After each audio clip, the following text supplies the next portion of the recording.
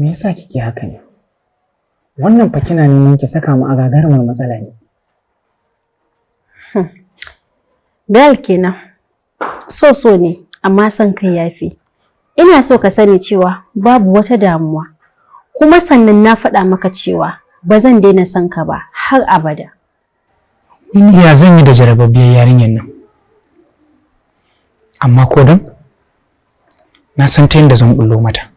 Kada ka manta, ina matuƙar ƙaunar ka. Wallahi zan iya yin komai don na mallake ka. Amma dai kin san da cewar ƙawarki nake so ko? Na sani. Ni na fara cewa ina son ka kafin kai ka ce kana son ta. Don haka wallahi ba zan iya rabuwa da kai ba. Yayi, zuciyarki ce kawai take faɗa miki haka. Amma ni na fara santa tun kafin ki faɗa min cewar kina sona. Don haka gwanda ma ki saurin canza tunani. Ido ba mu duba, kima bai ya gane ba, amma yana rufewa ba sai da makanta ba.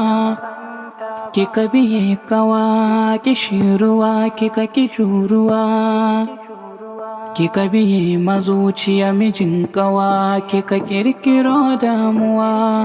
Hali na cin amana, gashkin yau zamba, baki nuna kara ba. Kuma na muwa zuciya ta alƙawari babu wanda zai mallake ta in ba kai ba.